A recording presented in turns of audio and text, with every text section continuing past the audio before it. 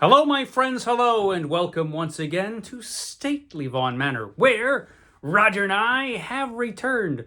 Because it's Wednesday, that means it's Epic Comic Book Wednesday. Every Wednesday, I'll talk about a certain comic book, graphic novel, or comic book subject.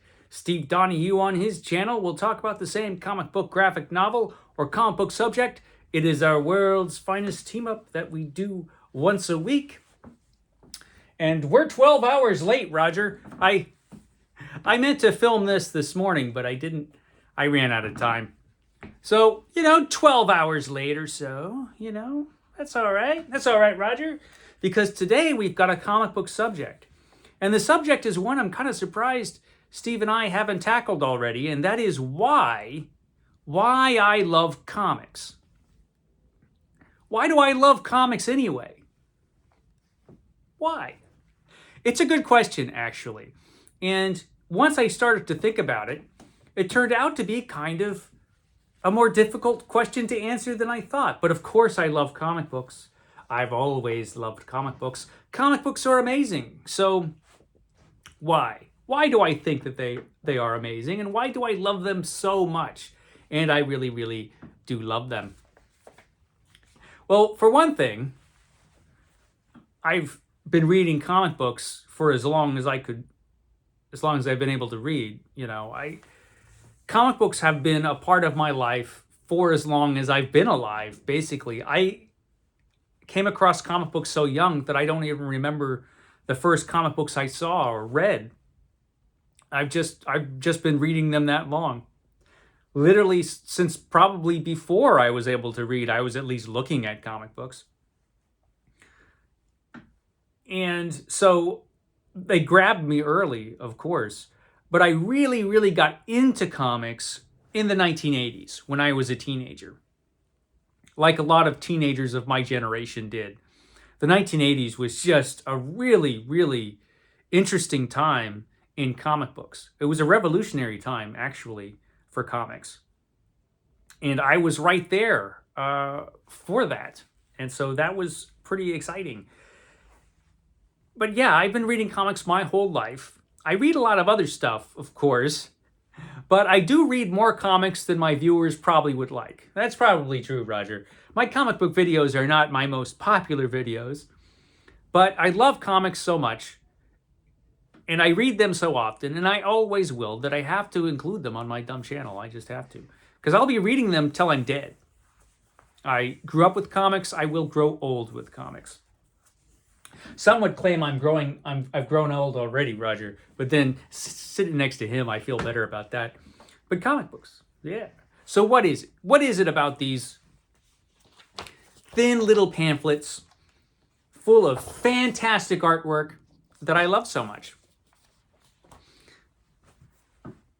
They're a fascinating medium, for one thing.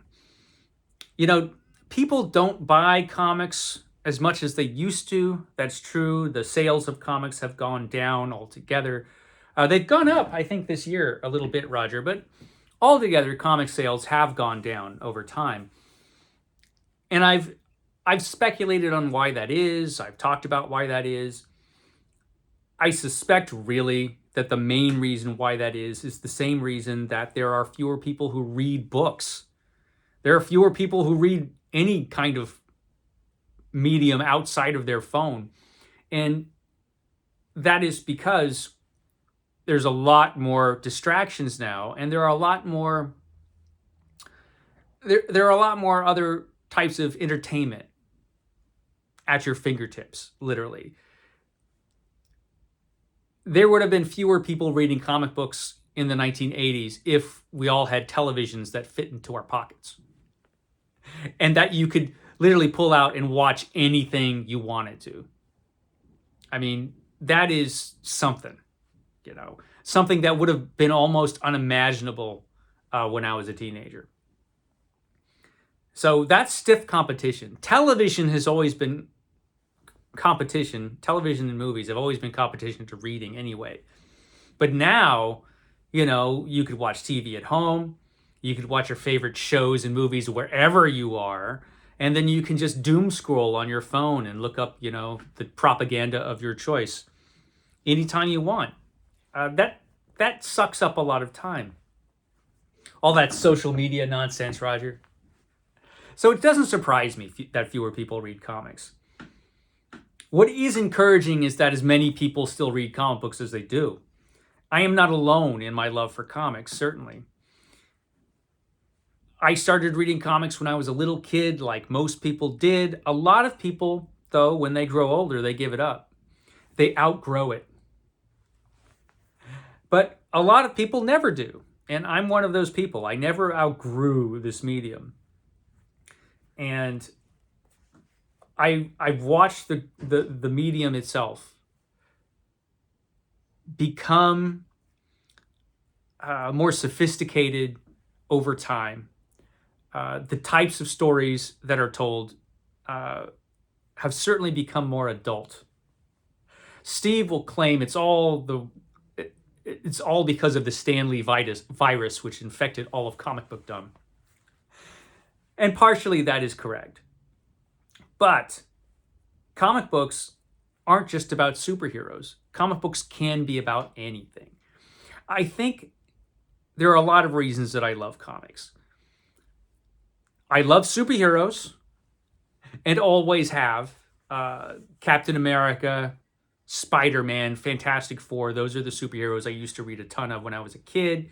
When I became a teenager, I started reading Superman when John Byrne took over Superman. And then I became a huge Superman fan and became a fan of the DC universe in general and became more interested in those characters.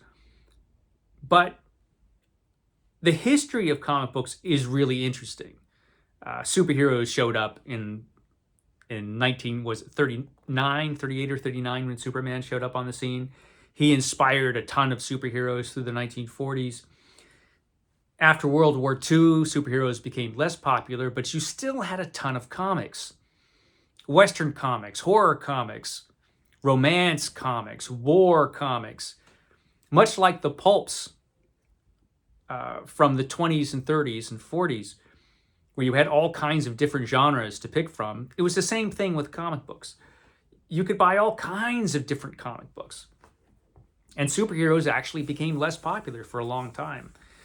Then there was the whole comic book scare and the comics code and all that nonsense. Eventually, superheroes became more popular once again when the Silver Age of comics started with The Flash, with the newer version of The Flash from the late 1950s. The Flash brought in, really, the Silver Age of comics. But I loved all kinds of comics. When I was a kid, when I was a kid in the 70s, when I was a little kid, and into the early 80s, my favorite comics were the Fantastic Four, Captain America, Spider-Man, but also over at DC, all the war comics, Sergeant Rock, Unknown Soldier, Enemy Ace. I mean, those comics were amazing, the war comics. I like the Tarzan comics that DC Comics did for a while, and then that went to Marvel, and it was still good. I liked the Western comics. Jonah Hex was the best. I liked Jonah Hex a lot. That was one of my favorites. There were a lot of different types of comics that I read when I was a kid, and that continued as I got older. I would read all kinds of comics because literally comics can tell any kind of story.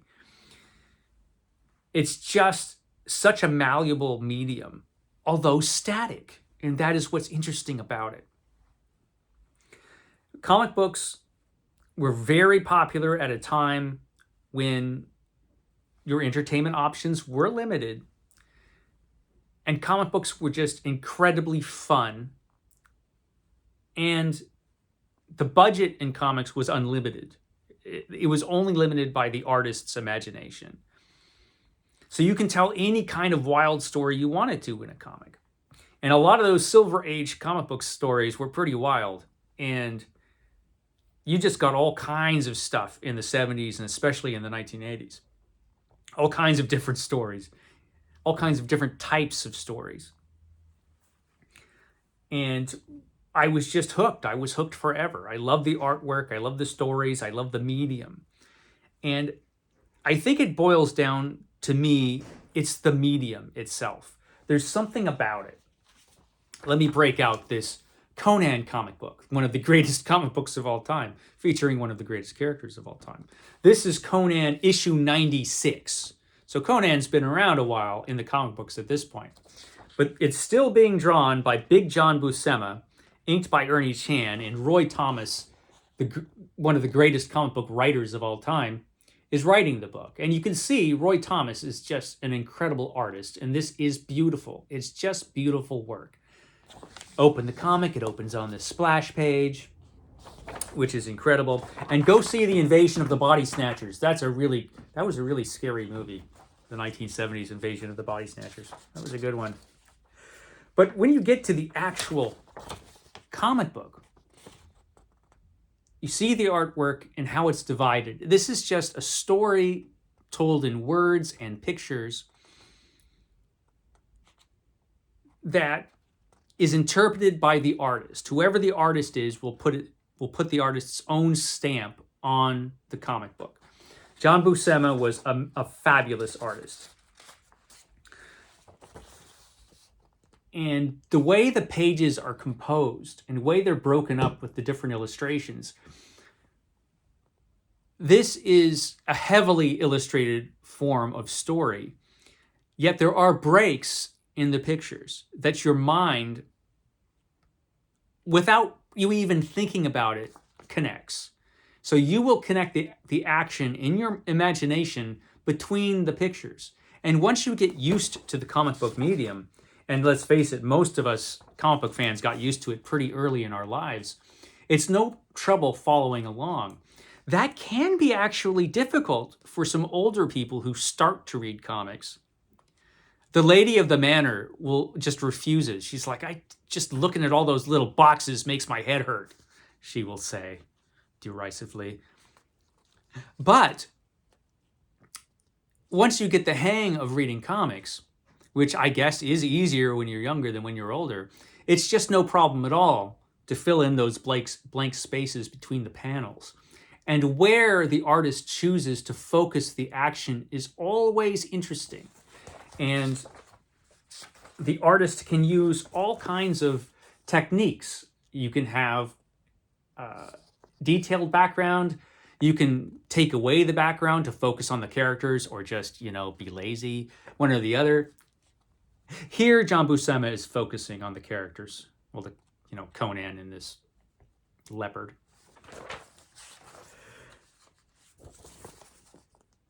Or you can have a lot of backgrounds. It just depends on where you want to focus the energy and the scene and how you want to set it up. All that stuff is fascinating, and it's engrossing. And really, really good comic book artists like John Buscema can just suck you into this other world. And a lot of these comic books are, continuing comics, like Conan would come out every month.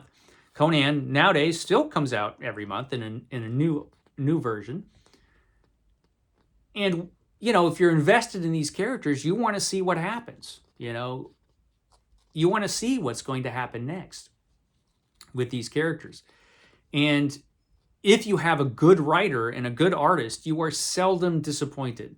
Sometimes you get disappointed. I mean, sometimes, your favorite artist isn't on the book anymore, and some other crappy artist is on the book, and then they're not quite as good. Although very often you're already hooked on the character, so you'll stick it out and hope it gets better. And sometimes it does, and sometimes it doesn't for a long time. But it's all part of loving comic books. And I've always loved comic books, and I always will, because it's just such an interesting way, such a dynamic way of telling a story. And that in itself is really, really interesting. Because as I said, it's a static medium. Nothing moves in comic books. They're just still pictures. But when you have the right artist, you can get the illusion of movement. And in your imagination, everything's moving. And this is an action-packed scene when actually nobody's moving at all. It's a fascinating way to tell stories. And I love it. And, you know, I love most of the types of stories that are frequently told in comic books. Superheroes, horror, science fiction, action, that kind of thing. But like I say, now as it was in the 1950s, in the early 1950s, comic books tell all kinds of different types of stories. It's an unlimited medium in that way. And so they're just wonderful. And I will, like I said, I will continue to read them and read them and read them until I can't read them anymore. And that's all I have to say. I will shut up now. I got to get this video uploaded before it's Thursday. I will catch you next time.